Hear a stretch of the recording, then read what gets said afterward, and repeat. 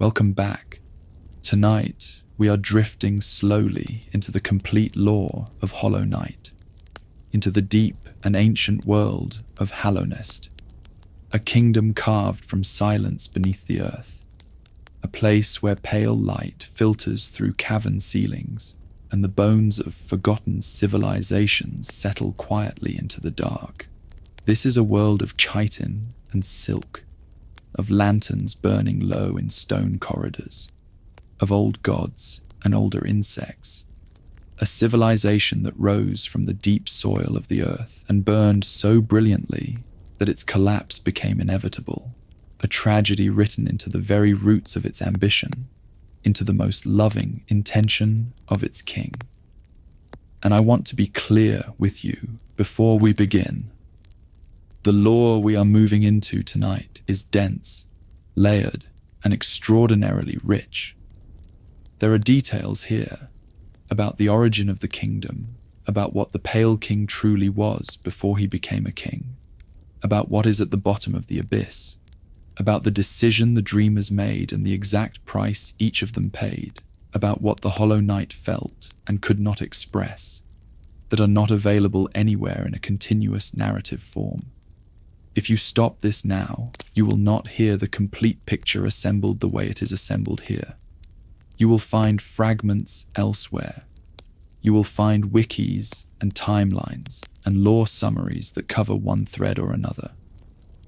But the full unbroken story, told in the order it actually happened, with every consequence flowing naturally from every cause, with every character given the weight their story deserves, that is here, and only here, for the next several hours.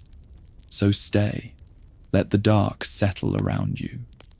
Let the lanterns of Hallownest burn low in your imagination. Here is what awaits you. The story of how an ancient being of immense and formless power descended into the caverns of the world and built something extraordinary from nothing. The story of a god who was forgotten and what that forgetting did to her across centuries of quiet accumulation. The story of a king who loved his people so completely that love itself became the instrument of their ruin. The story of a plague that could not be stopped with ordinary force, of a vessel that could not be made perfectly empty, of a sacrifice that almost held the world together, and of a small, nameless knight who fell from the world above and descended into the roots of everything to do what the king could not. This is the story of how light and shadow became each other, of how the dream and the waking world blurred at their edges until the boundary dissolved, of how a civilization's deepest desire for permanence became the very mechanism of its unmaking, and how something born from the deepest darkness found, in that darkness, exactly what was needed. Whether you are uncovering these details for the first time, letting familiar echoes pull you deeper into rest, or simply allowing the tale to wash over you like a gentle current as sleep takes hold, this will carry you through the full, unbroken lore of Hollow Knight. Before we begin, feel free to like and subscribe, but only if you enjoy this kind of slow, immersive storytelling that unfolds like a dream. And let me know in the comments where you are listening from and what time it is for you. Let's begin. Long before the kingdom of Hallownest existed, long before the pale glow of its lanterns softened cavern walls, and its roads stretched from one end of the underground to the other, before any insect had pressed a footstep into its stone and called that stone home, before a king sat on a pale throne and chose the shape of the world below, the land beneath the surface turned in its own way, without witness, without record, without anyone present who could hold the experience of being there and carry it forward into memory. The land beneath the surface was not empty. It had never truly been empty. The deep world has never been a place of true absence. It has always been full of things that do not require light to persist. Small creatures moved through the tunnels, skittering things guided by the feel of moisture against their feet, and the mineral pull of older stone and the particular chemistry of the dark. These beings did not speak in the way that later civilizations would understand speaking. They communicated through instinct and proximity, and the slow biological language of pressure and warmth. They had no history because they had no mechanism for holding it, no way to take the experience of today and fold it carefully into something that could be retrieved and examined tomorrow. They lived entirely in the present tense, entirely in sensation, in the continuous unbroken now of creatures who have never needed to remember, because the world around them does not change quickly enough to require it. The world they occupied was not unkind, but neither was it generous. It offered what it offered: darkness and moisture, and the deep, slow hum of the earth pressing in from all sides. Food was what could be found. Shelter was what could be carved. A life was what could be endured, and enduring it was the whole of the project. And the project was sufficient. These creatures had never known it could be otherwise. And then, from somewhere, from some direction that did not correspond to any of the four ordinary directions, from some angle that the small creatures of the deep had no vocabulary to describe, something arrived. It did not arrive loudly. Great things rarely do. The great arrivals of the world are seldom heralded by noise. They announce themselves instead through displacement, through the rearrangement of everything in their vicinity, through the subtle shift in the quality of the air that precedes them, through the particular silence that falls before a significant event, the way a held breath falls before a difficult word. This arrival was like that. It settled into the caverns the way a large stone settles into still water, not with a crash, but with a displacement, a ripple, a gradual reorganization of everything around it that began at the center and moved outward in concentric rings of change that grew more subtle with distance but never entirely disappeared. The being that arrived was not made of chitin or silk or the soft, pale materials that the insects of the deep were assembled from. It was made of something else, something that resembled light but was not quite light, something that hummed at frequencies that did not disrupt but rather organized, the way a tuning fork organizes the ambient vibrations in a space without adding its own noise, simply providing a reference point around which other vibrations arrange themselves into coherence. Its presence carried a quality that the small creatures of the deep had never encountered and had no framework for understanding, but that they felt nonetheless in the particular way that all living things feel the proximity of something significantly larger and more complex than themselves, not with a single sense, but with every surface of their awareness simultaneously. This being was the Pale King, though he had not yet earned that name. The name would come later, with the kingdom that gave him context and the subjects who needed a way to speak of him.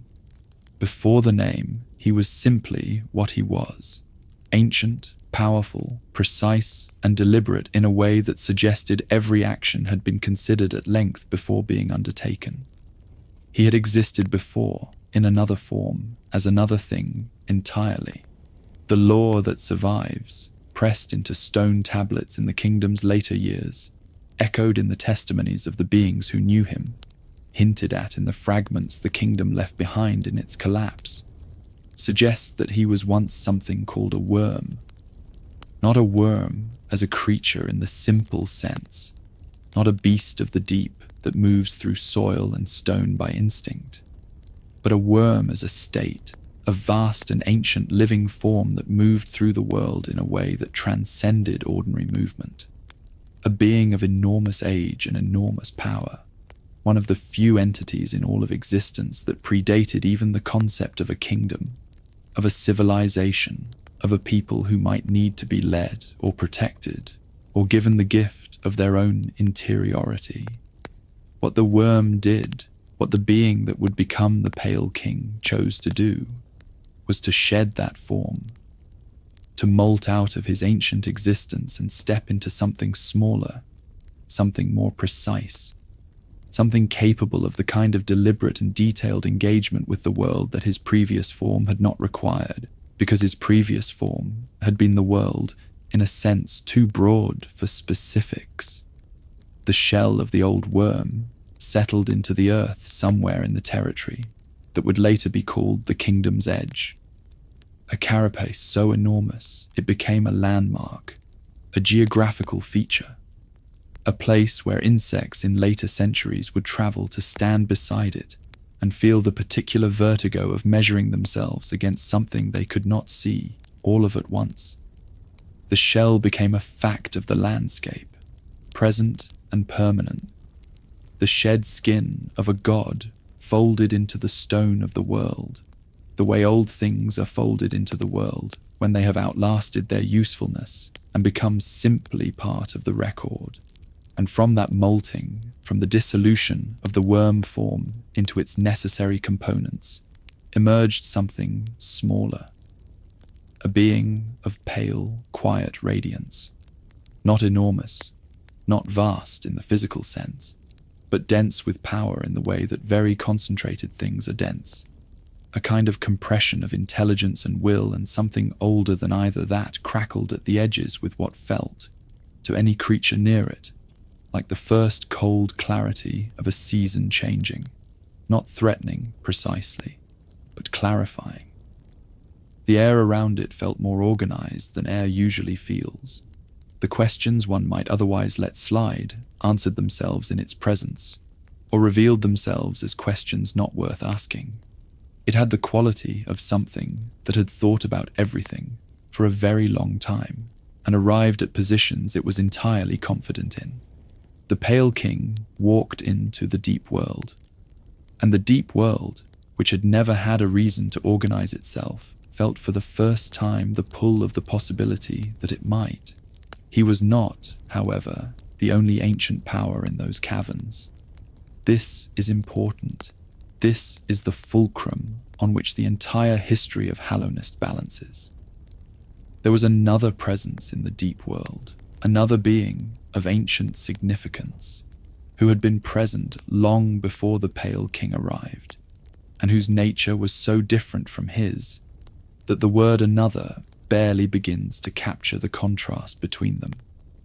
She had been there in a different way, not as a physical form moving through tunnels, not as a body occupying space in the ordinary sense, but as a dream, as an idea that moved through the minds of the insects of the deep, the way music moves through air, not by physically contacting each individual particle, but by propagating through the medium that connects them, by using the connective tissue of the shared world as its instrument.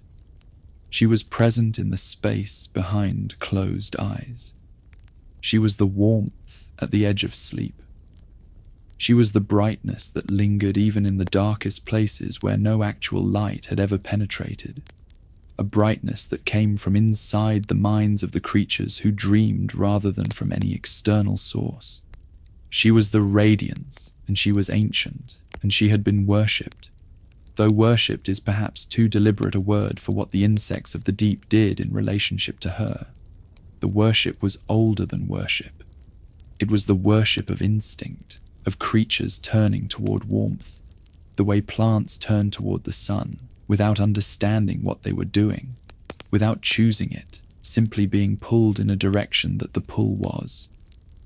The insects of the deep dreamed of her the way they breathed, not because they decided to, but because it was the nature of what they were, and she was present in those dreams in the way that certain presences are present in a room, even when no one can locate the precise source of the feeling. Pervasive, ambient, suffusing everything without being clearly anywhere in particular. She was aware of this.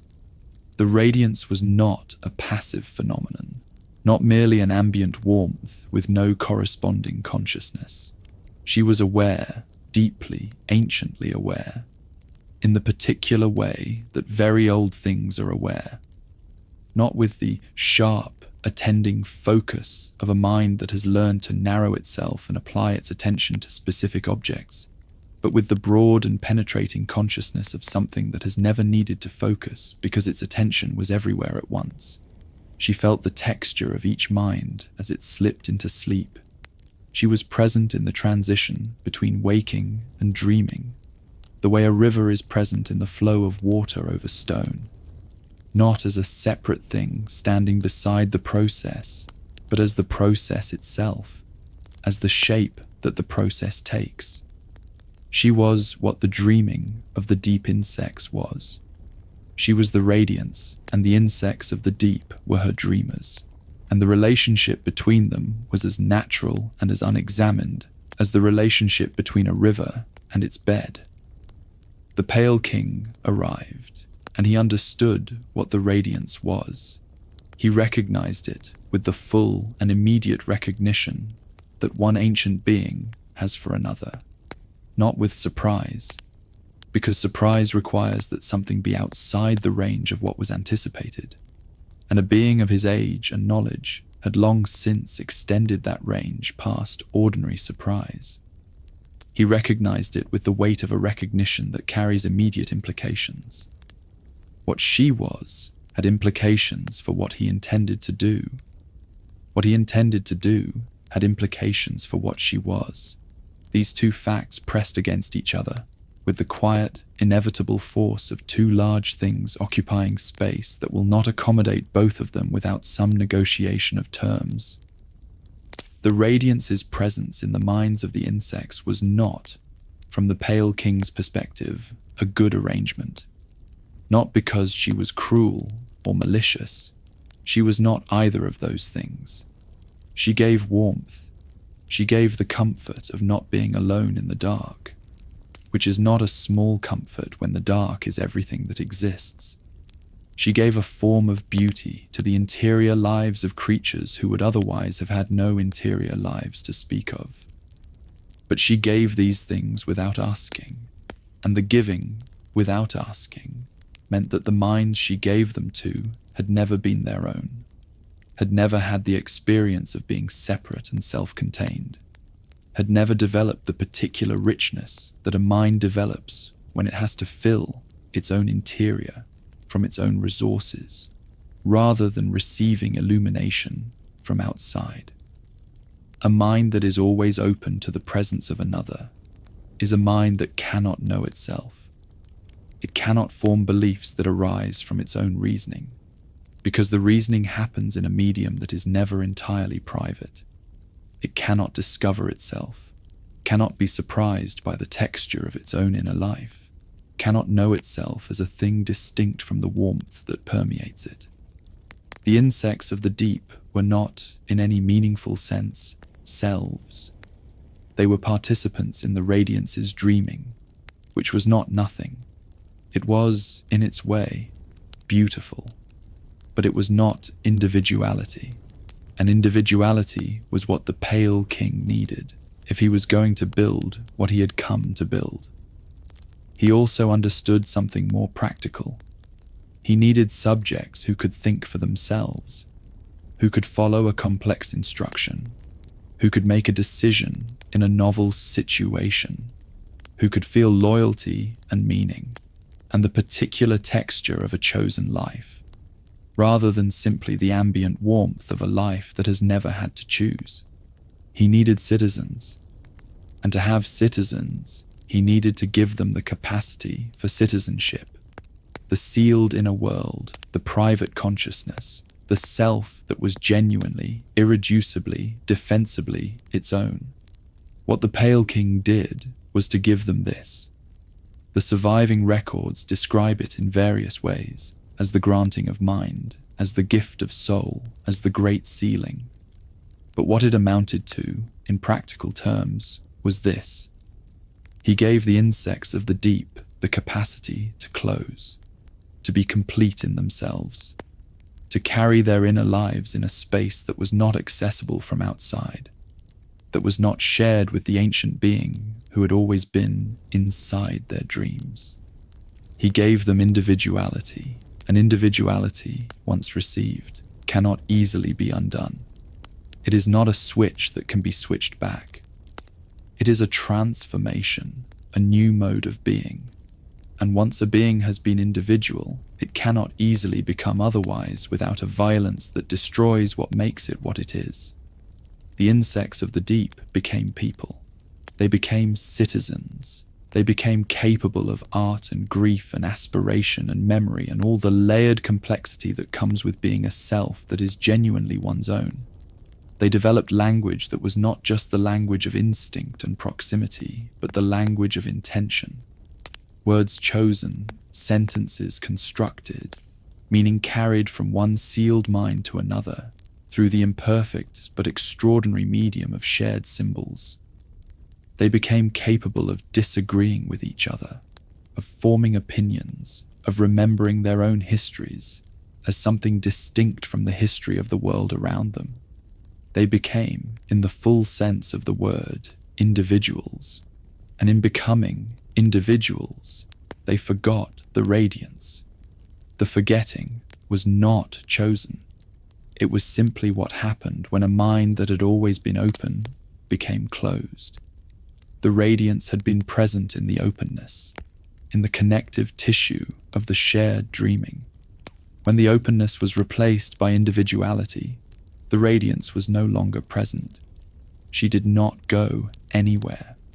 She simply found herself on the other side of a door that had never previously had a door, looking at the space where the connection had been and finding nothing. The insects no longer dreamed of her. They dreamed of their own concerns, of the lives they were building, the relationships they were developing, the particular anxieties and joys of beings who have selves and must therefore worry about those selves and all the things that threaten them. The warm light that had always been present in the space behind their eyes was simply no longer there, not because it had been extinguished, but because the eyes that had always been open to it had learned to close. This forgetting was not nothing to the radiance. She had been ancient. She had been present and known in the way that gods need to be known, in the way that something vast and aware needs to be perceived and recognized in order to continue being what it is. The ancient relationship between gods and the beings who worship them is not merely one of power, it is one of co-constitution. The god is, in some sense, made of the worship. The radiance had been the dreaming of the deep insects for so long that the dreaming was not something separate from what she was. It was part of the material of her existence, the medium in which she existed. And now the medium was gone. She did not immediately dissolve. She did not cease to exist in any simple or rapid way. She was too old and too substantial for that. But she began the process that is perhaps the most difficult process available to a being of enormous age and significance, which is the process of finding out who you are when the relationship that has defined you for longer than anyone can remember is suddenly absent. She withdrew into herself. She occupied the interior spaces that the ancient being has access to, the deep places of her own consciousness, the parts of existence that do not require the participation of an outside world to remain. She settled into the space between dreams, the territory that is neither sleeping nor waking, where the boundaries of any individual mind are at their most permeable, and where something of her nature could still find purchase. She waited there. She did not wait with a plan. Plans require a belief that one's waiting will eventually end, and the Radiance's waiting had the quality of something that does not believe in its own eventual resolution. She waited the way very old things wait, without urgency, without impatience, without any quality that could be easily called hope. She simply persisted because persistence is what old things do when there is no longer any reason to do anything else. And in persisting, she accumulated. Each night that an insect of Hallownest dreamed without dreaming of her. She gathered the lost warmth of that severed connection. Each year that passed in the dark without her being acknowledged, she gathered what the acknowledgement would have been. She gathered, and in the gathering, she changed, became something denser and more pressurized than she had been in the open days of her dreaming, something that had turned inward until the inward was very full, and the fullness was very powerful, and the power had nowhere to go. Hallownest grew in the decades and centuries of the Radiance's withdrawal. It grew rapidly, and then with increasing complexity. The initial surge of energy that accompanies any new and genuinely extraordinary idea, finding fertile ground, gradually settling into the layered and interlocking work of maintaining what had been built. The Pale King established himself at the center of the kingdom, in a place of pale light and still air, that the citizens would come to call the White Palace, a structure of extraordinary precision, of corridors that met each other at angles that expressed the intelligence of the mind that had designed them, of chambers that served specific functions with a rigor that was, in its way, beautiful. The White Palace was not built for comfort, exactly.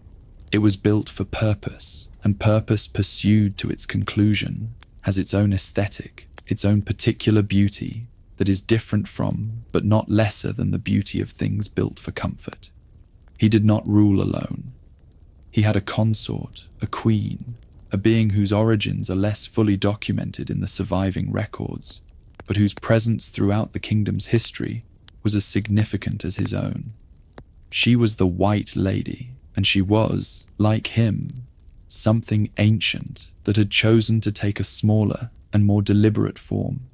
She had come to the kingdom at some point in its early growth and had made a different choice than the Pale King had made about how to be present in the world, where he was precise and mobile, moving through the kingdom with the ordered intelligence of something that needs to be everywhere that needs ordering.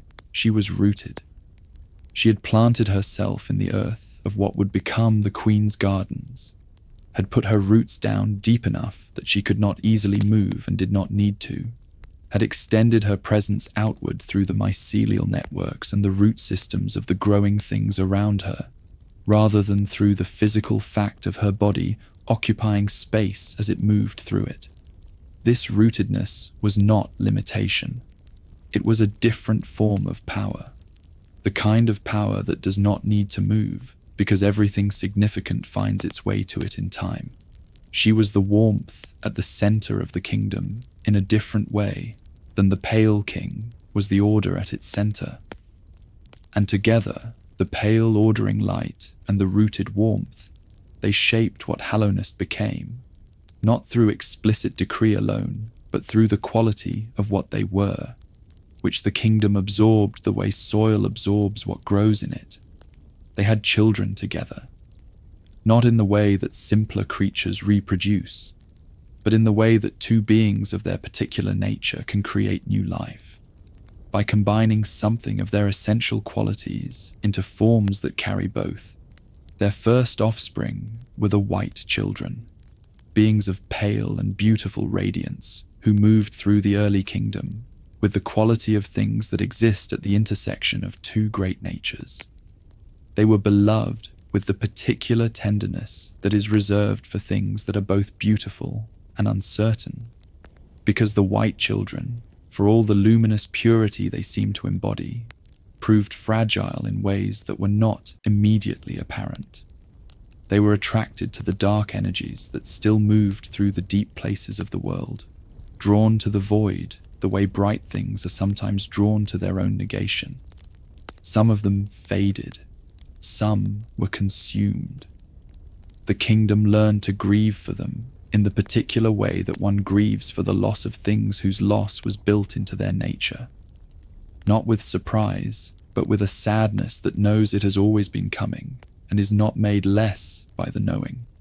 The kingdom expanded. Roads were carved from the living rock, broad enough for the commerce that was already developing among the new citizens. precise enough in their geometry to express something about the ordering intelligence that had designed them. They ran from the earliest settled areas outward and downward, into caverns that had never before been mapped, claimed, or considered as places a person might choose to inhabit. Lanterns were hung at intervals along the roads and in the chambers. Not natural flames, but something more deliberate, more sustained, more specific. The pale light of the Pale King rendered into a form that could illuminate a space without his direct presence. The quality of this light was unmistakable to those who had felt it in the presence of the king himself. It was the same light, smaller and contained, but carrying the same quality of organization, of clarity, of a world made more legible by its presence.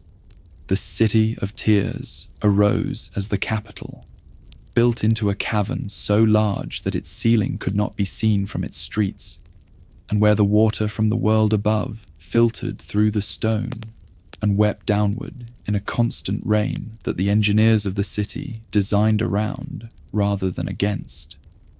The water became the city's defining feature, the sound of it always present, the grey and silver light that bounced from wet stone, creating a particular quality of illumination that was different from anything else in the kingdom, softer and more diffuse. The light of a world permanently overcast, but not dark. Citizens built their lives in the rain. They developed the particular relationship with perpetual weather that long exposure creates, not resigned, exactly, but acquainted, familiar with the rain, the way one becomes familiar with anything that has always been present, finding in the familiarity a kind of comfort.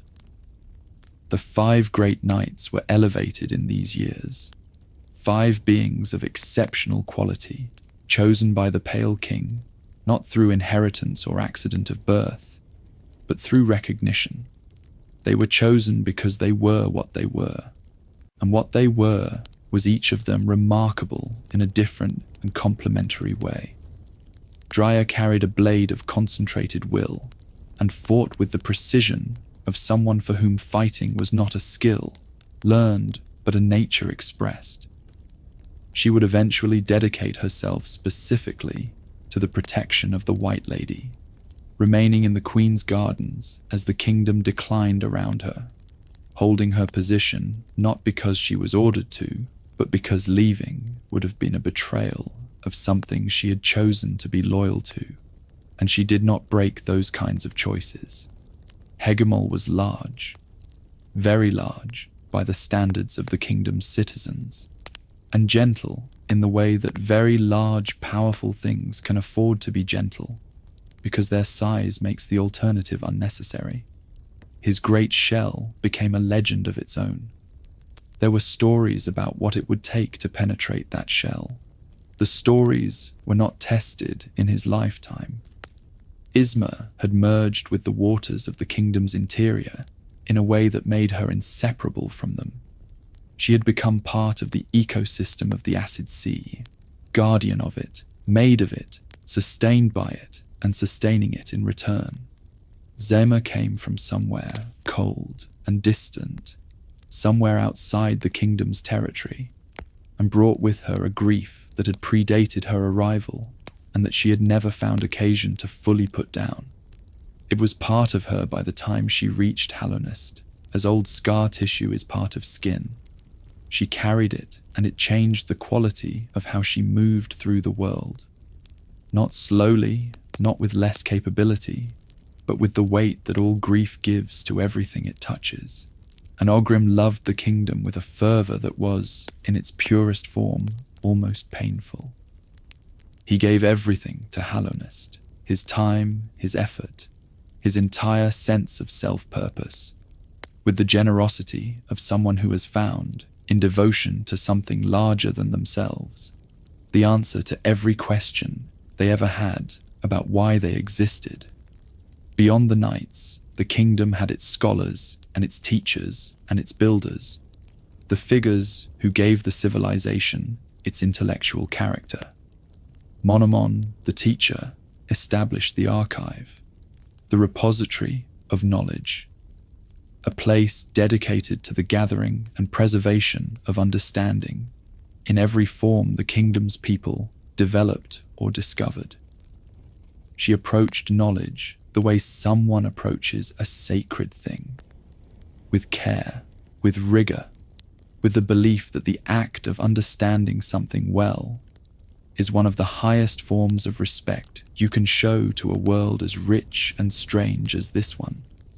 She wore a mask over eyes that saw too much, and the mask was not a concealment, but a form of protection, a way of mediating between the full clarity of her perception and the ordinary world that her full perception, unmediated, would have made very difficult to navigate. She was direct and precise and fundamentally kind in the way that people who have devoted themselves to understanding tend to be kind. Because understanding, genuinely pursued, makes it very difficult to maintain contempt for the things one comes to understand. Lurien the Watcher stood at the top of his tower in the City of Tears and watched. He watched the approaches to the kingdom with a patience that did not waver across years of watching, cataloguing what he observed with the methodical devotion of someone who has found in observation the purest form of love. His vigil was his gift to the kingdom and his gift to himself, the way of being present in the world that felt, to him, most true. He loved the kingdom by paying attention to it, and the paying of attention was his form of prayer.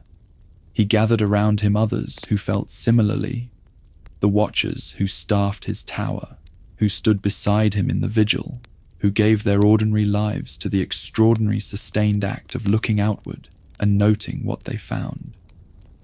Hera the Beast was a queen in her own right, sovereign of the deepness and its people. A different dark from Hallownest's managed dark, wilder and more visceral and less interested in the architecture of order that the Pale King had built his kingdom around. She was not a citizen of Hallownest. She was a neighbor, and neighbors are not the same as subjects, not the same as allies, not the same as enemies. They are something more complicated, a relationship defined as much by the shared boundary as by anything that crosses it. The Pale King treated her with respect rather than the condescension that power sometimes brings when it meets what it considers lesser power.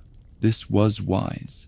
Hera's power was real and specific, and rooted in exactly the kind of territory that would make her a dangerous enemy and an invaluable friend, and the Pale King understood both of these facts with equal clarity.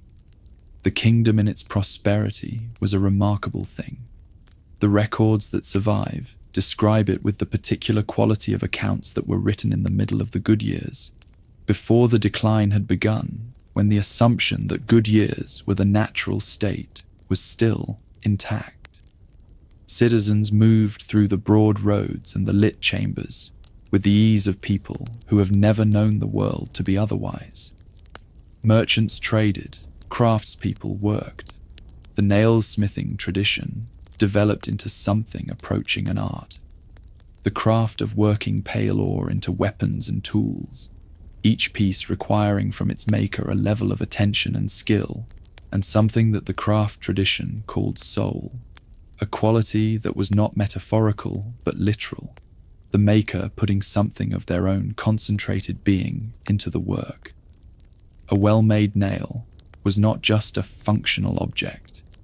It was an expression of the maker's selfhood, a thing shaped by the same quality of concentrated inner life that the Pale King had given all the kingdom's citizens, made visible in the form of finely worked metal. The tradition of the mask grew alongside the nail-smithing tradition, and the two together say something about what Hallownest was. The mask maker, the craftsperson who shaped the shells and faces that the citizens wore, understood the mask not as a concealment, but as an expression. The mask was chosen, which meant it was a statement about the self that wore it. What you put between yourself and the world says something about who you are, about how you intend to meet the world, about the quality of the inner life that the outer face is designed to protect or project. In a kingdom founded on the principle of the sealed inner world, on the gift of the private self, the mask was not ironic. It was the most direct expression of the kingdom's founding gift, the acknowledgement that there is something inside that is not for everyone, that the inner life has a surface that it chooses to show, and that the choosing is itself a form of individuality. The kingdom flourished across territories that each had their own character, their own relationship to the darkness and the light, and the particular quality of life that the underground world offered. The forgotten crossroads, oldest of the roads, bore the weight of all the journeys that had crossed them. The first commerce, the first migration, the first connections between what had been separate communities in the deep world. They were not forgotten when the kingdom was at its height. The name would come later, when the infection had driven away the citizens and left the roads occupied only by creatures who did not know or care what roads had been. Greenpath held the slower, more patient life of the growing things, fungal and plant and all the creatures that had made their peace with dim light and constant moisture, who moved through the underground with the unhurried quality of organisms whose strategies are geological in their patience. Crystal Peak hummed faintly with the light that had concentrated in its formations across centuries, a place that seemed to be thinking, or rather, seemed to be, the visible form of a process that thinking and crystallization have in common, the slow resolution of many small decisions into a stable and beautiful structure.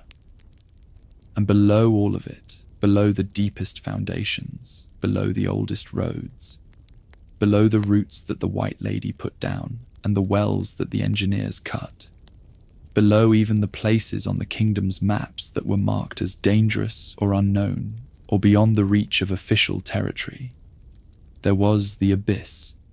The abyss was not named with any warmth. Its name was a description of a quality, the quality of absolute depth, of descent without bottom, of the kind of darkness that exists past the point where darkness is merely the absence of light and becomes something more specific and more substantial.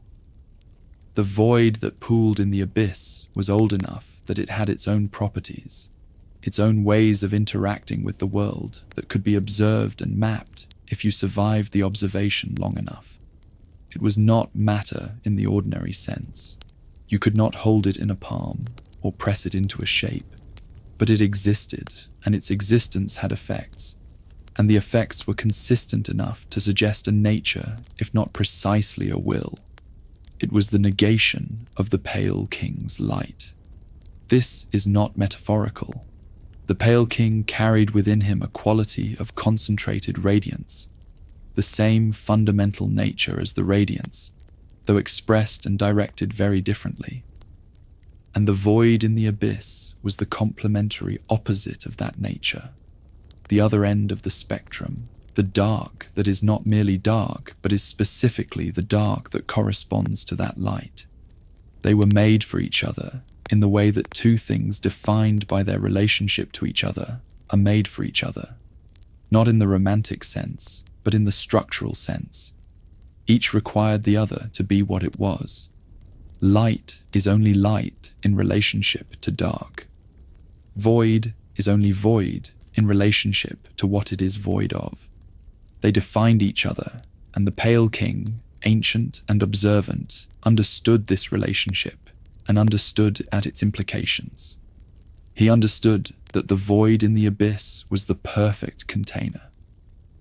Perfect in a very specific and very useful sense. It was empty in a way that had no preferences about what it contained. Ordinary containers have preferences. They affect what they hold. They change it through the process of containing it. They contribute their own quality to the quality of their contents. A clay vessel makes water taste of clay. A mind used as a container for another mind's contents is changed by the containing, develops a relationship with what it holds, cannot remain purely separate from it. The void in the abyss had none of these limitations. It received without selecting. It held without shaping.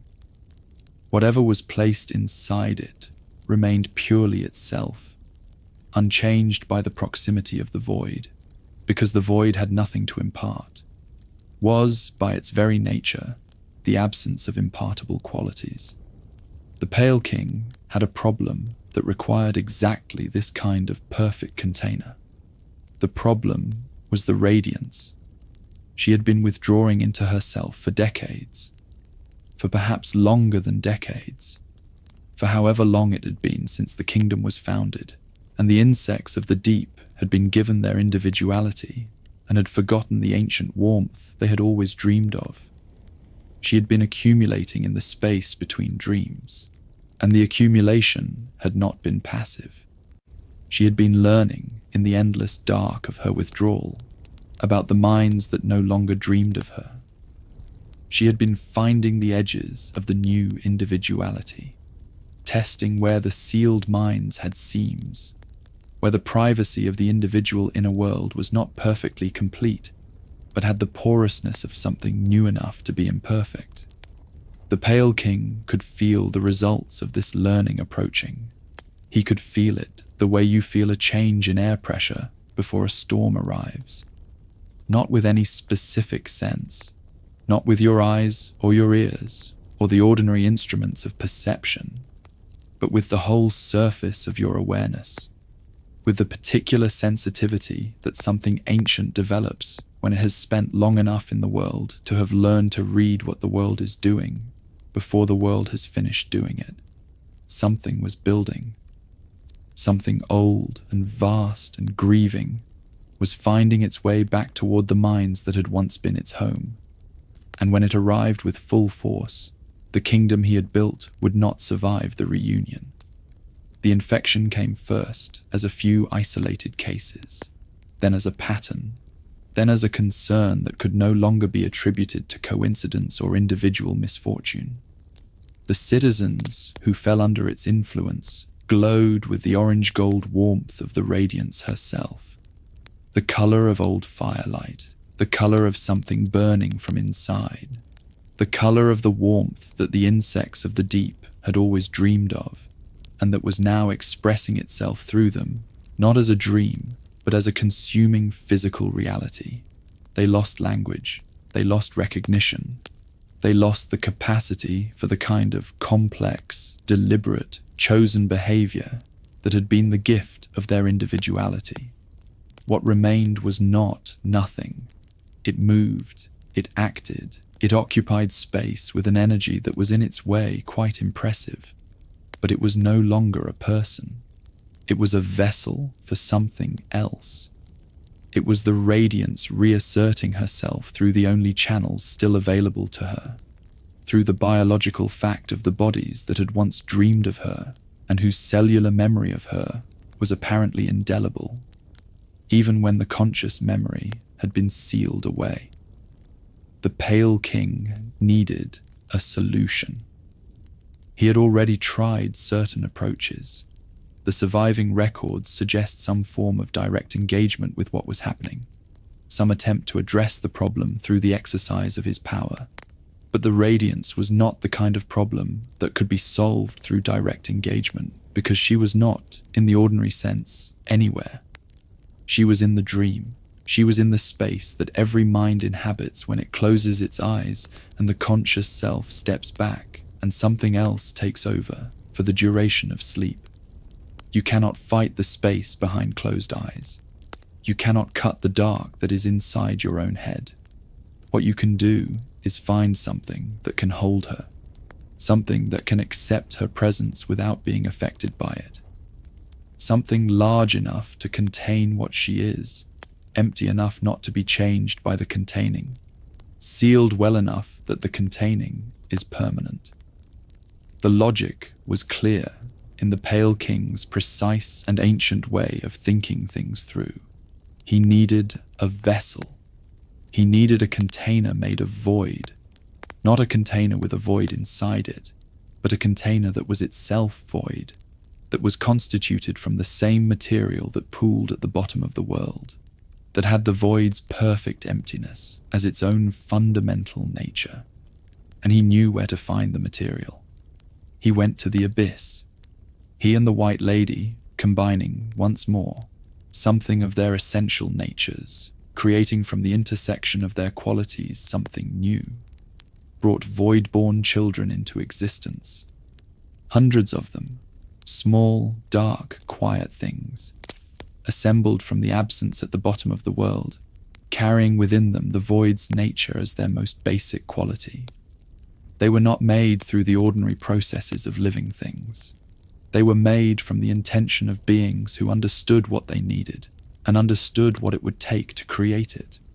They were made to be empty, to be, as closely as the making process could achieve, genuine containers, genuine vessels, genuine pieces of the void, shaped into a form that could move through the world and be placed where it needed to be placed and contain what it needed to contain. The Pale King observed them.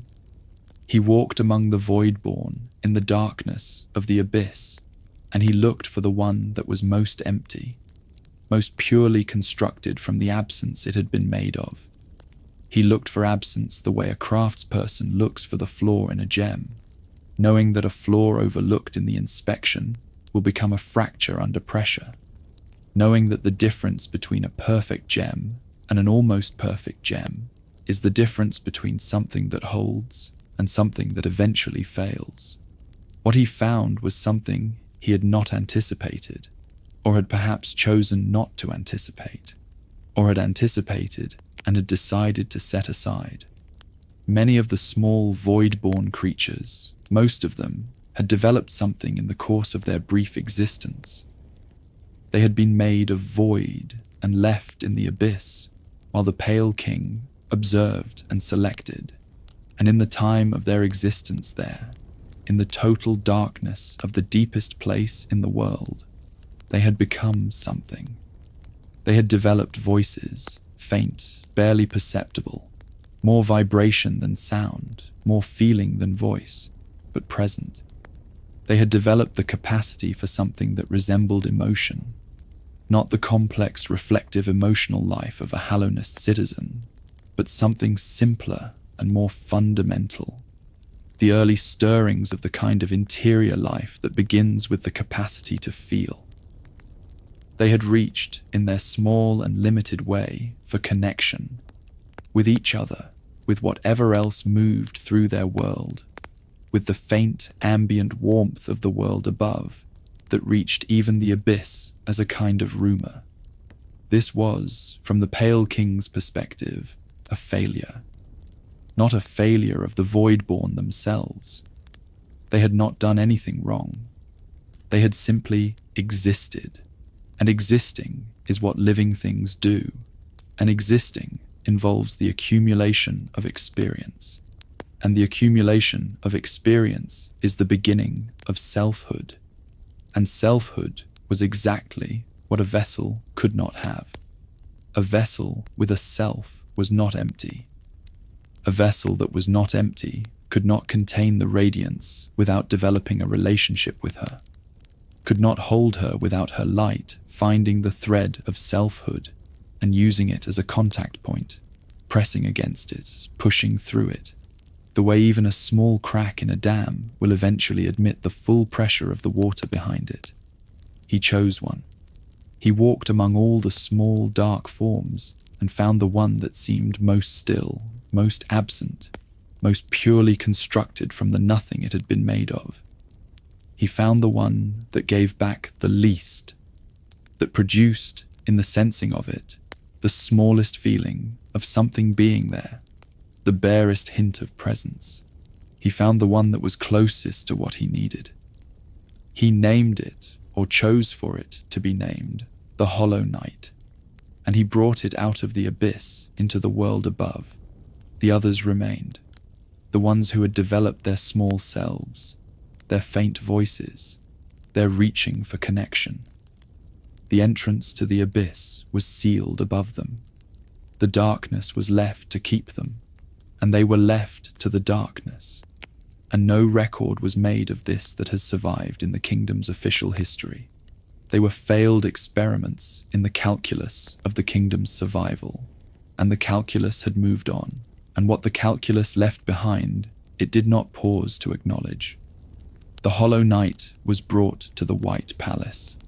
It was raised there with what the records describe, carefully and with significant hedging, as care. The Pale King does not appear in these records to have been cruel toward the vessel he had chosen.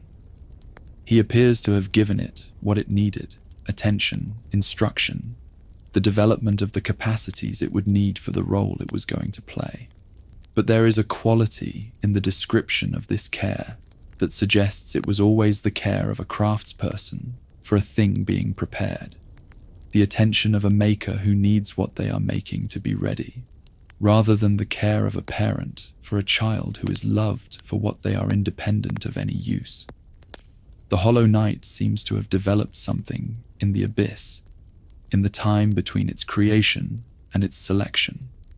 Something very small and very faint, but present. A capacity for feeling. An inner life that had begun to form in the darkness, the way all inner lives begin, through the experience of being somewhere, of being a thing that has experiences, of encountering the world and having responses to it. The Pale King had chosen the emptiest vessel he could find. The emptiest vessel was not empty. The ritual of the sealing was prepared with the same meticulous precision that characterized everything the Pale King undertook. The Temple of the Black Egg was built at the edge of the forgotten crossroads, a structure whose design expressed its function, whose form announced what it was for. It was sealed not only with the power of the Hollow Knight who would be inside it, but with the power of 3 beings who would give their waking lives to the work of keeping it closed. 3 dreamers who would sleep the sleep of the seal, and in sleeping, hold the lock in place. Their consciousness perpetually occupied with the work of maintaining the boundary between the Radiance and the world she had infected. Monomon chose this. She understood what she was agreeing to. She was among the kingdom's finest minds, and minds of that quality do not agree to things without understanding them.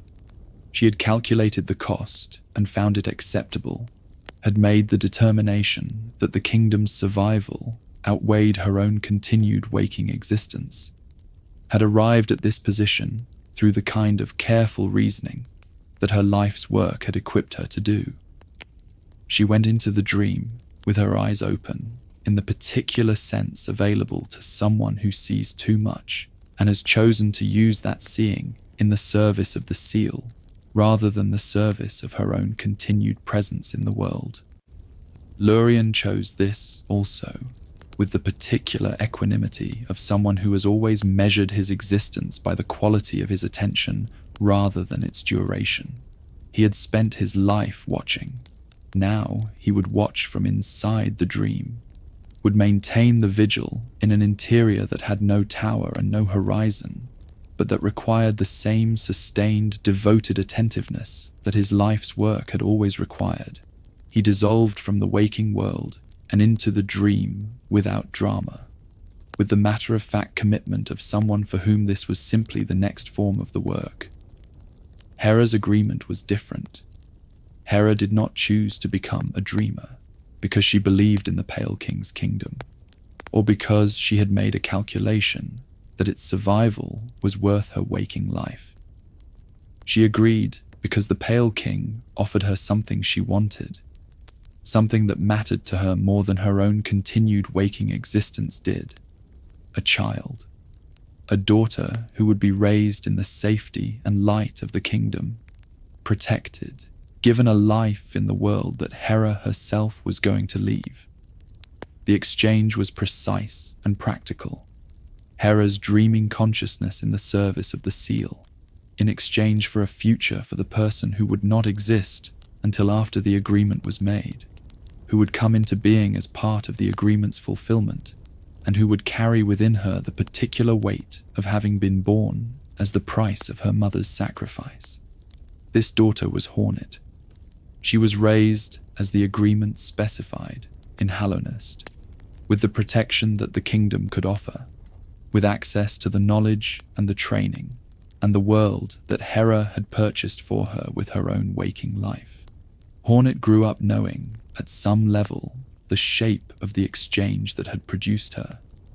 The knowledge gave her a particular quality, a clarity about cost, about what things are worth and what they cost, and whether the paying is worthwhile, a quality of assessment that ran through everything she did. She was not cold, but she was precise. She measured, she evaluated. She would, in the later years of the kingdom's decline, become the person who moved through the ruins with more clarity about what was happening and what needed to happen than anyone else who was still capable of moving. The three dreamers formed the lock.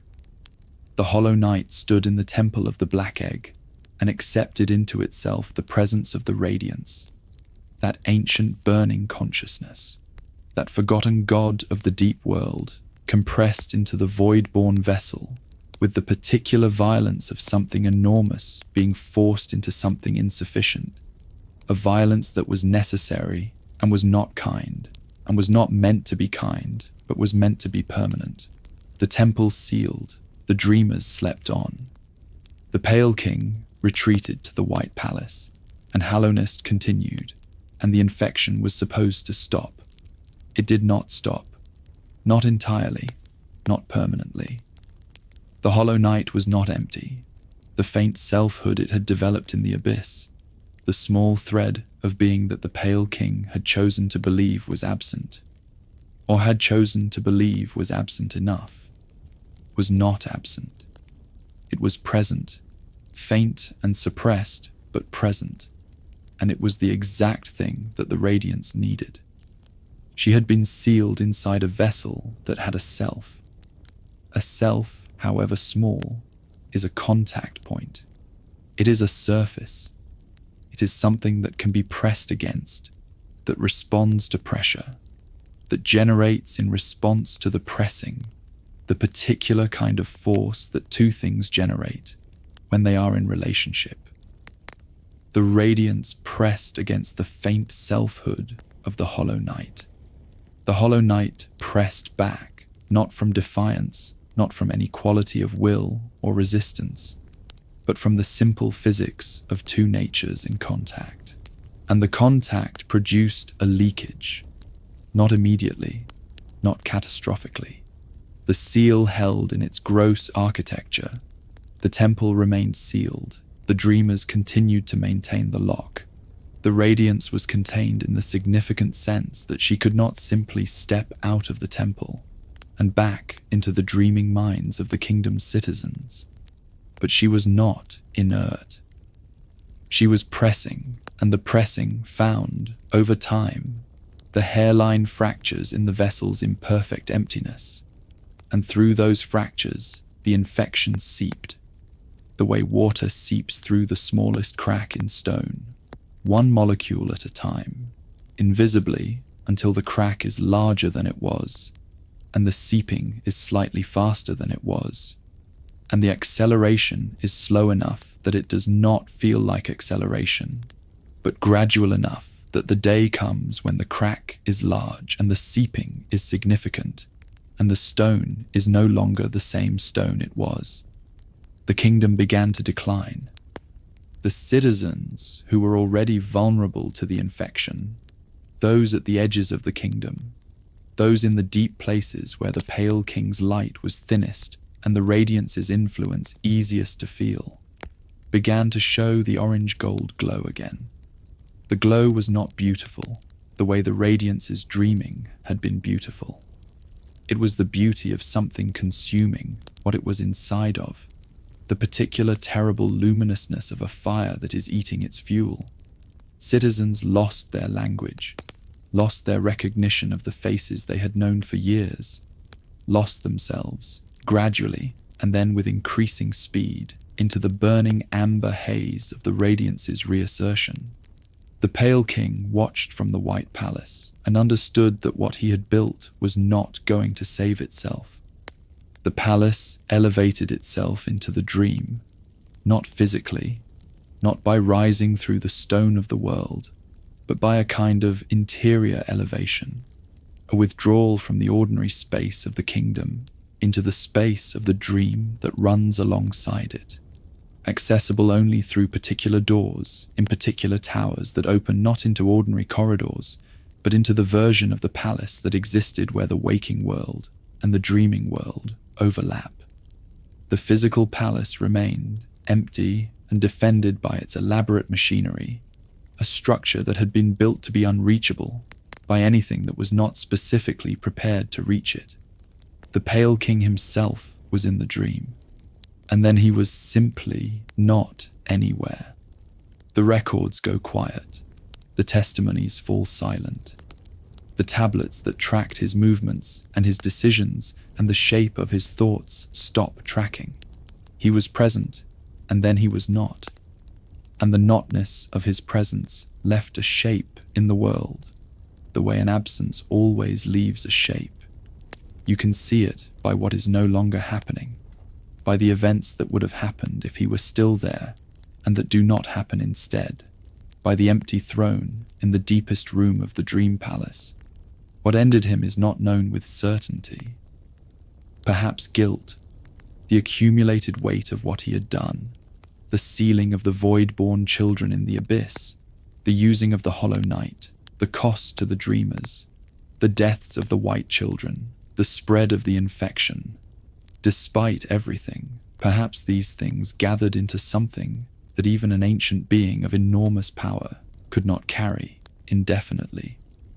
Perhaps the molting that had brought him out of his worm form into this smaller, more precise existence had a limit, and he reached the limit.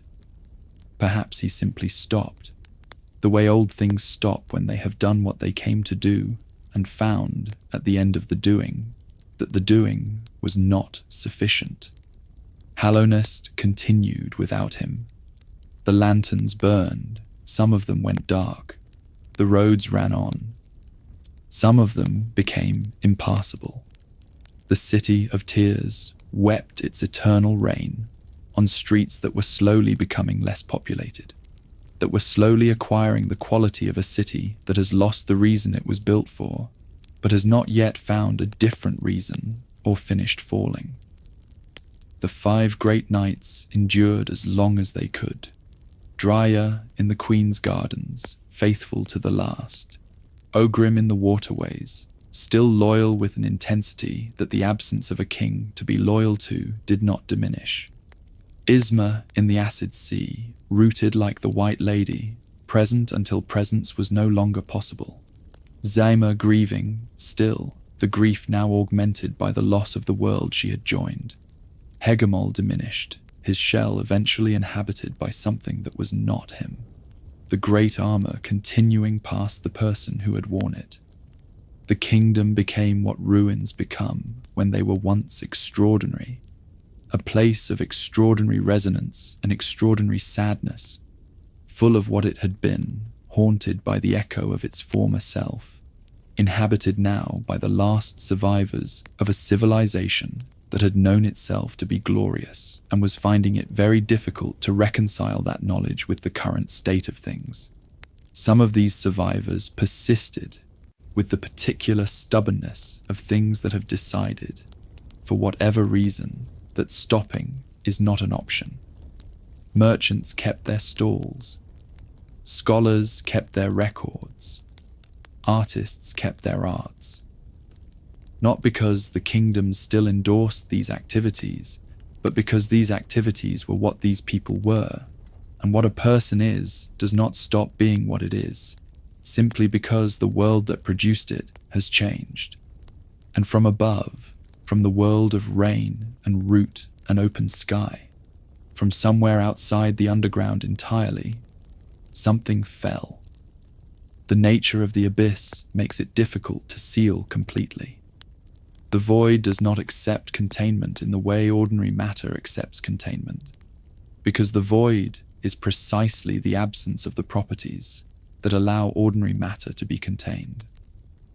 The void-born children who had been sealed in the abyss when the Pale King closed the entrance above them had persisted in the dark. They were void. They did not require the things that ordinary living things require, did not decay in the way that ordinary living things decay, did not submit to the ordinary processes of ending that the ordinary world imposes on ordinary things. They persisted, and in persisting, they found eventually what persistent things always find: the edge of the thing that was containing them, the place where the seal was not quite complete, the way out that exists at the end of sufficient patience. One of them came up, or fell down, depending on how you measure direction, in a world where the distinction between up and down is a matter of where you are standing rather than a fixed property of space. It emerged from the abyss and entered the ruined kingdom above it. It was small and dark, and carried a nail, a simple weapon, a piece of pale ore worked into a point, sufficient for the kinds of encounters that the ruins of a kingdom host. It fell from somewhere into the forgotten crossroads and began to move. This was the night, the nameless, small, void-born night, who is the figure at the center of what happened next.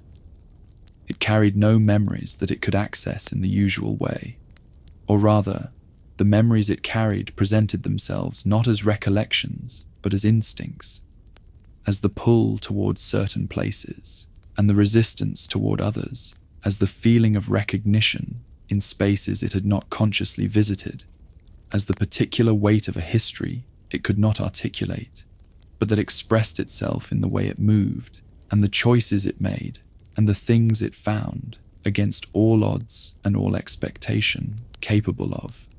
Hallownest received the night, the way ruins receive anything that arrives, without ceremony, without welcome, with the flat neutrality of a place that has ceased to have expectations.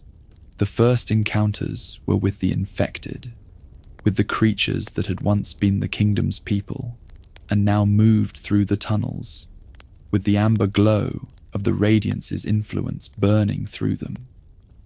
The night fought them with the nail, and moved forward, and continued to move forward in the particular way that something continues to move forward, when the only alternative is staying where it is, and staying where it is not possible. The kingdom offered what it still had to offer.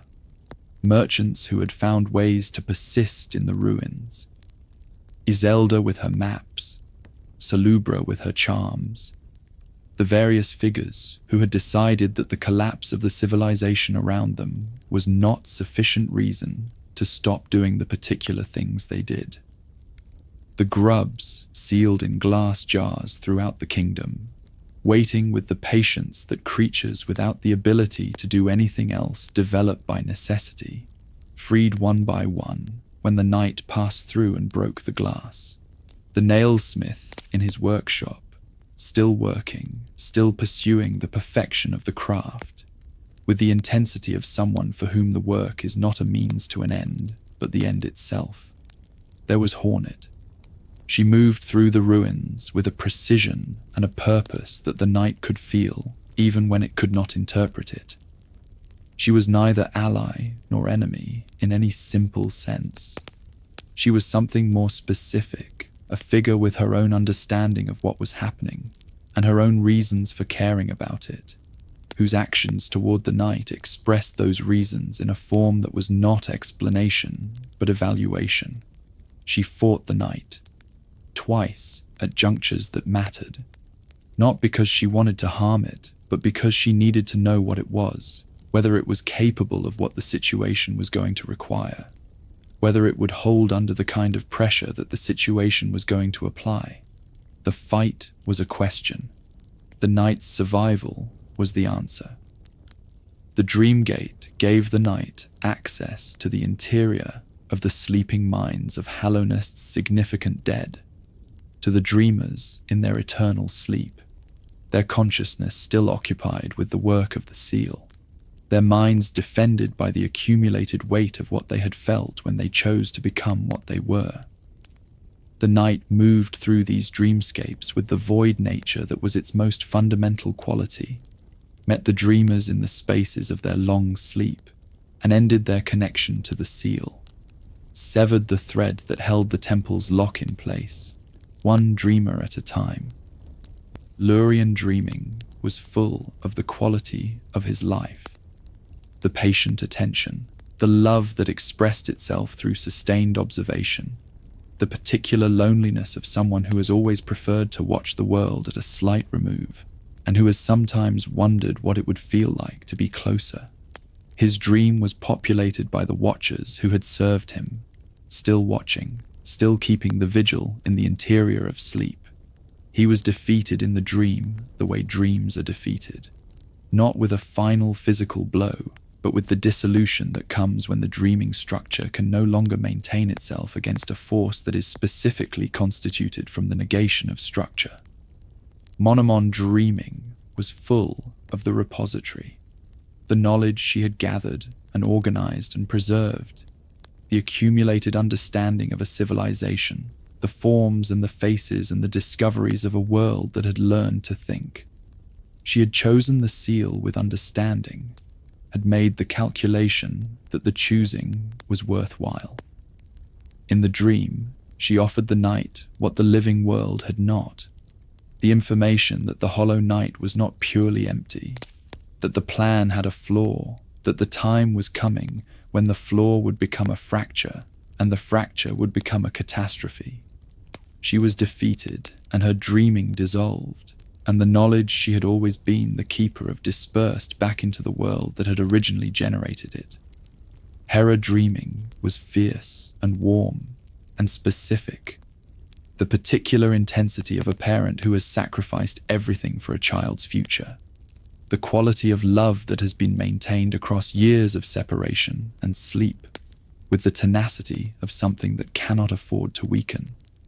Her dream was the deepest, and the deepest was her, and she was in her dream exactly what she had always been.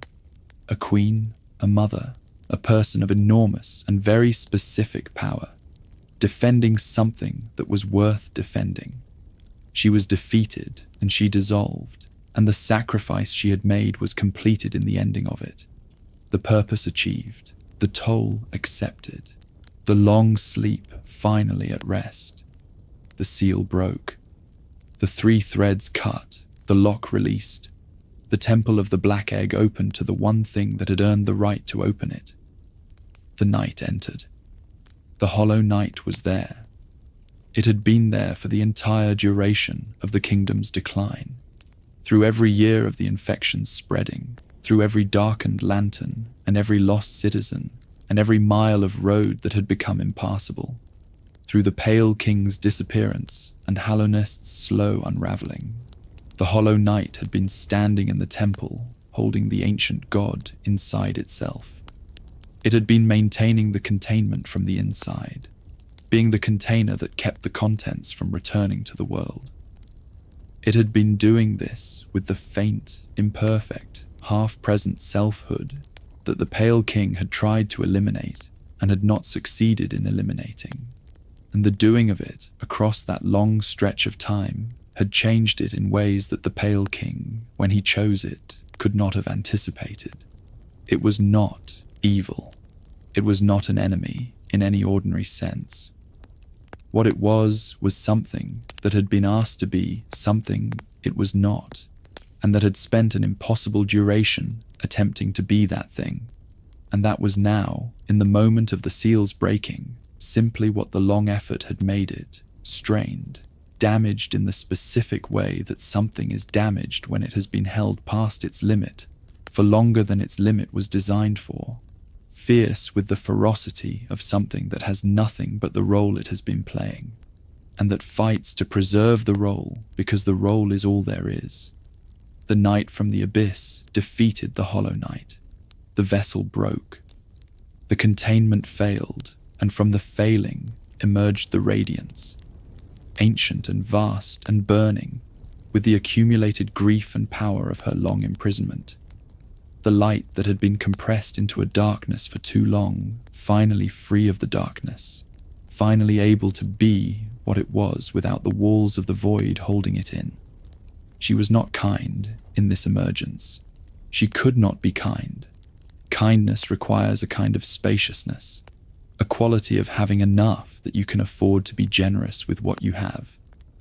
The Radiance, in this moment, had nothing that was not rage and grief, and the specific texture of something that has been denied its fundamental nature for so long that it cannot remember what it felt like to simply be what it was before the denial.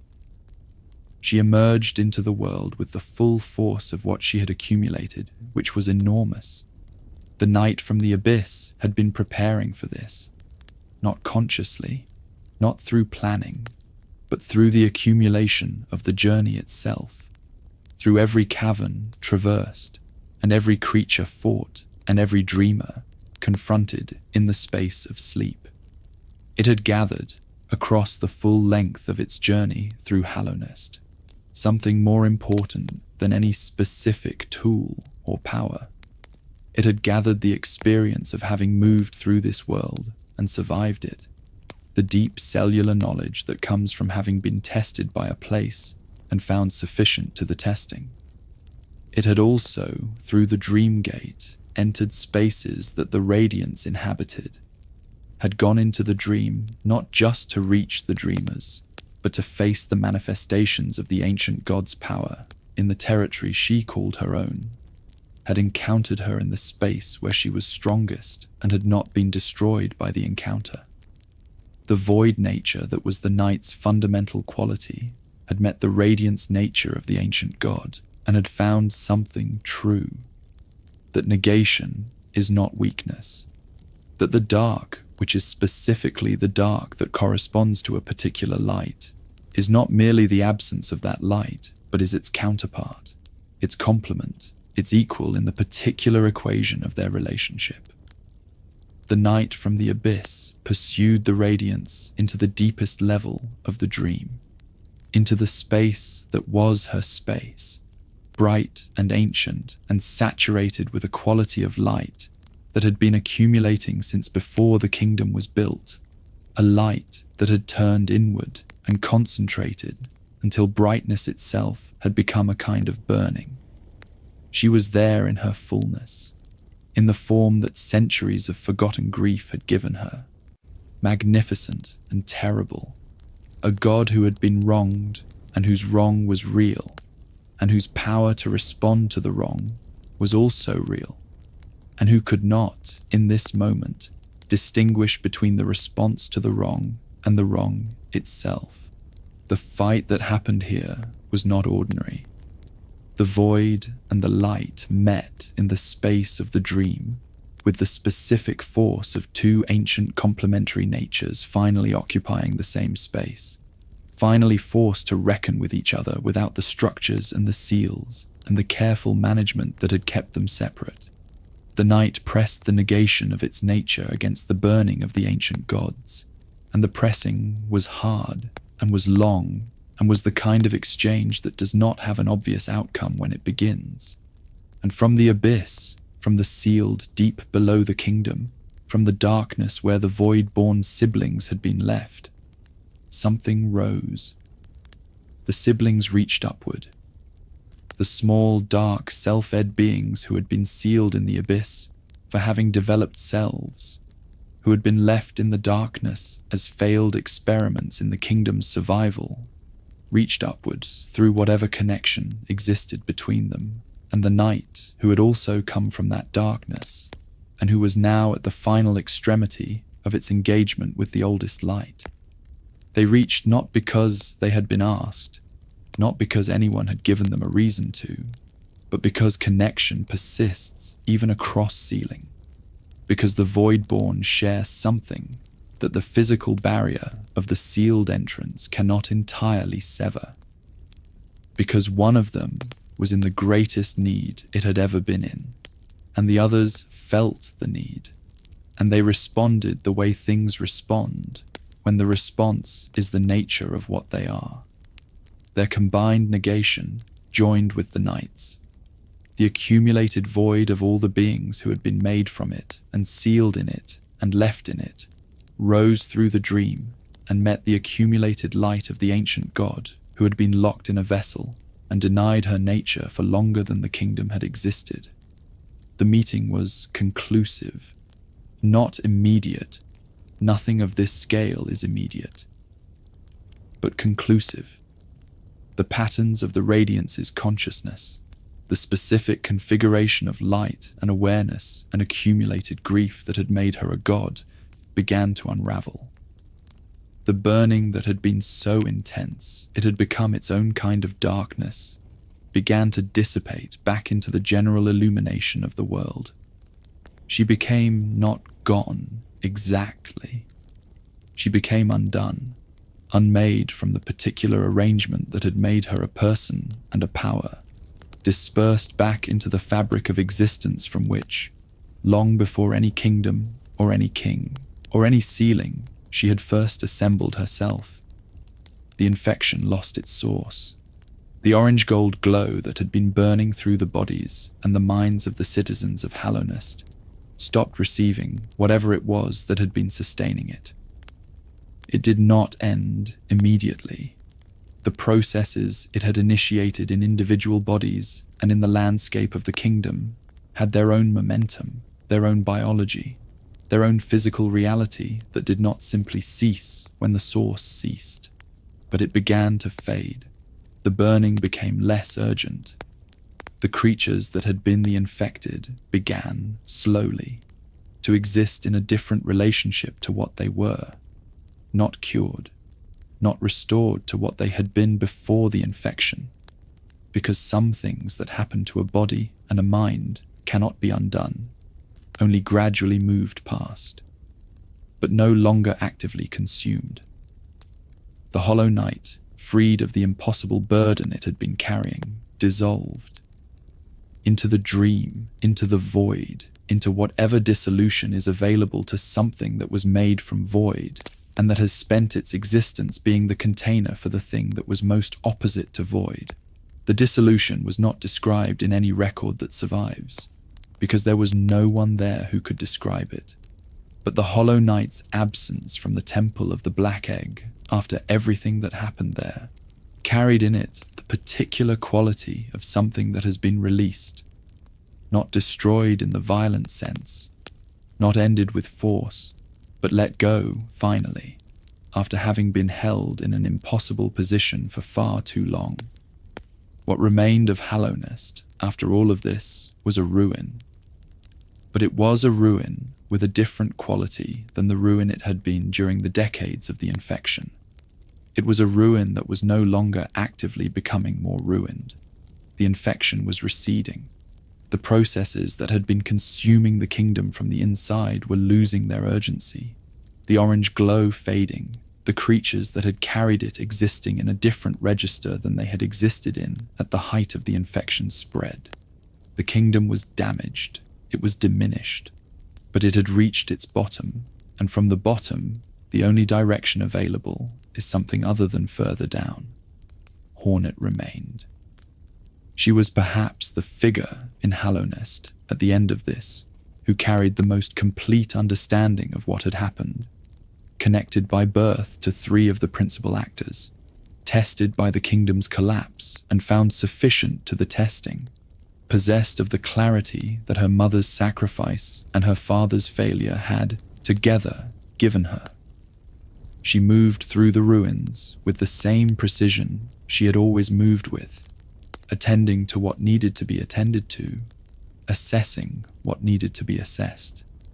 The surviving merchants continued to sell what they had to sell, because commerce is a form of persistence that has its own logic, that does not require the world around it to make sense in order to continue. Salubra and her charms. The traveling merchant Sly, who had seen enough of the world to know that worlds capable of collapse are also capable of continuation. The nailsmith, who had finished what he came to finish, and who found, in the completion, both the satisfaction he had sought and the particular emptiness that satisfaction sometimes brings when there is nothing prepared to replace it. Quirrell sat at the blue lake. The lake was above the City of Tears, above the rain and the weight of the city's history, in a cavern where something of the light from the world above still filtered through in a way that made the water blue and still and cool.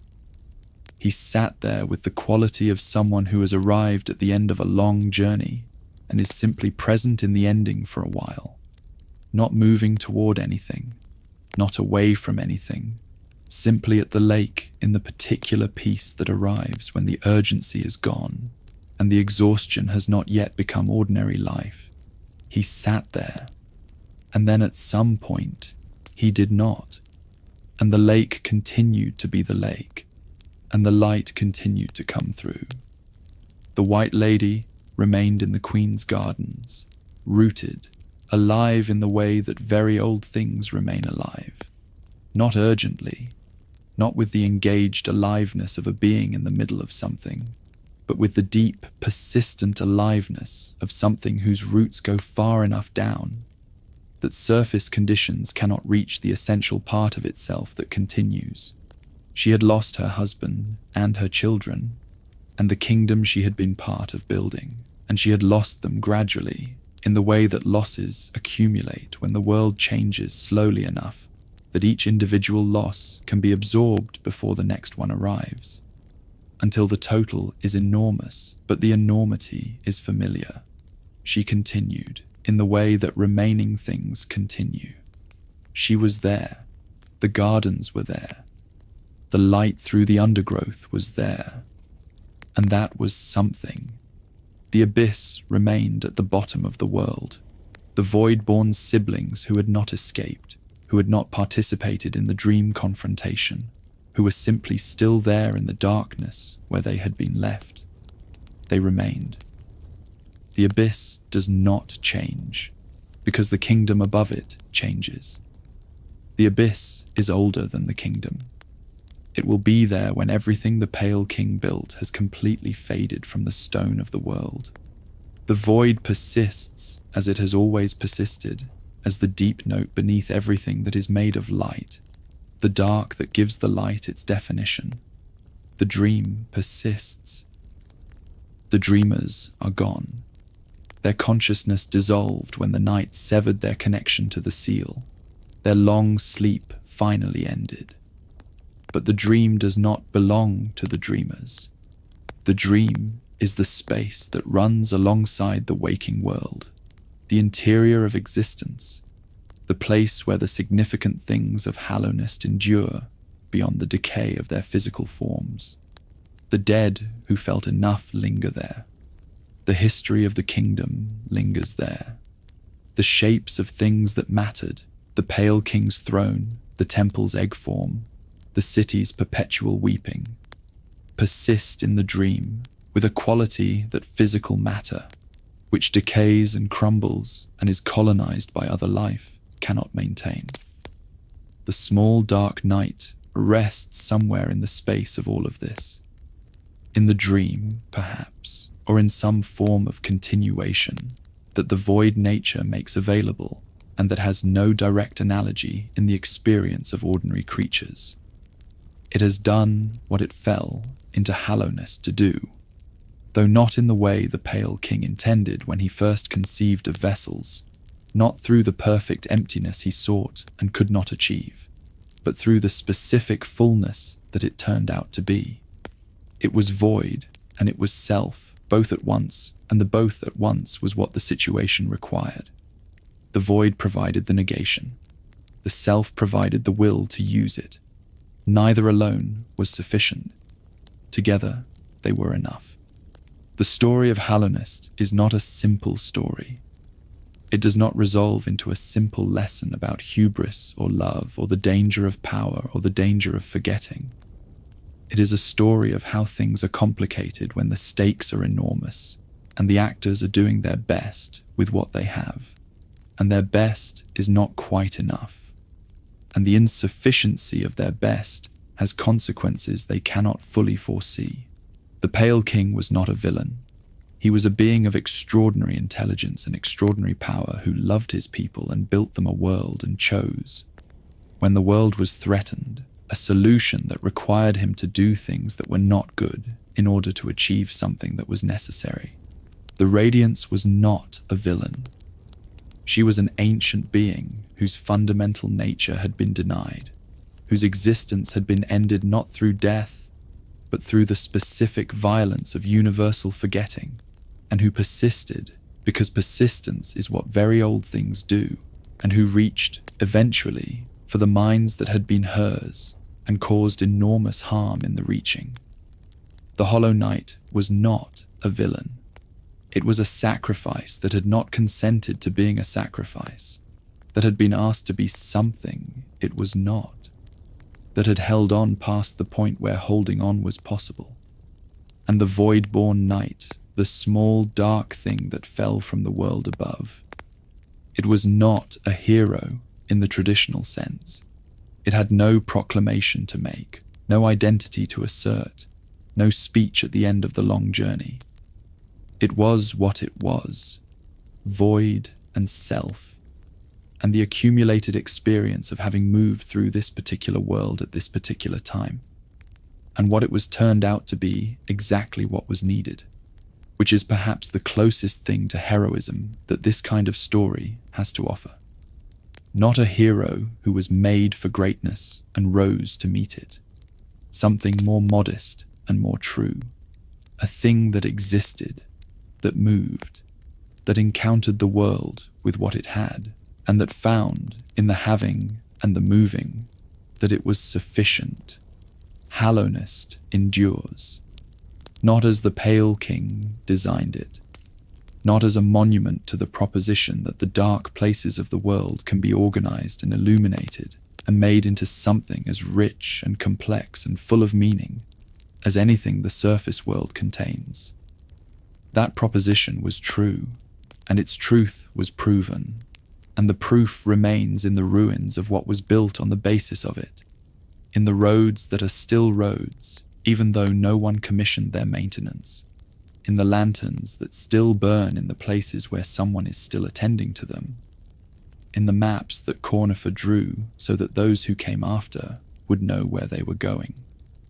What endures is not the Pale King's vision, but the thing his vision produced. The people, the culture, the particular ways of being in the world that developed in the long years of the kingdom's prosperity, and that did not simply end when the kingdom ended. The mask maker's understanding of what a mask means. The nailsmith's devotion to craft as a form of self-expression. The watcher's belief that sustained attention is a form of love. Monomon's conviction that understanding a thing is the highest honor you can pay to it. These things persist not because the Pale King ordered their persistence, but because they were real, because they were genuinely valued by genuinely individual minds, because the gift of individuality, once given, generates a selfhood that does not simply stop when the giver is gone. The lanterns that are still burning in Hallownest are the lanterns that someone is still tending. And the tending is its own form of the gift, the small, daily, unglamorous work of keeping the light going in the dark, which is what the Pale King originally came to the deep world to do, which is what the kingdom was always really about, which is what continues even when the kingdom itself does not. The Pale King is gone. The Radiance is gone. The Hollow Knight is gone. The Dreamers are gone. What remains is everything they left behind. The world shaped by their presence and their absence. The world that was made by what they built and what they failed to build. By what they did and what they could not bring themselves to do. The world that is, in the end, the only record of what any of them were and what any of them meant. The void is still there at the bottom of the world. The dream is still there in the space between waking and sleeping. The roads of Hallownest are still there in the stone, running from where they started to where they end, carrying in their geometry the memory of a mind that thought very carefully about where a road should go and what a road should express about the world it moves through. And somewhere in the quiet of the kingdom, in the dream, perhaps, or in the particular continuity that void nature provides, which is different from the continuity available to ordinary things, the small dark night rests, having walked every road, having descended to the bottom of every depth, having met the oldest light with the deepest dark and found in the meeting that the dark was sufficient, that the void was not nothing, that the abyss, which had always been the bottom of everything, was also, under precisely the right circumstances, at exactly the right moment, a foundation. Rest now.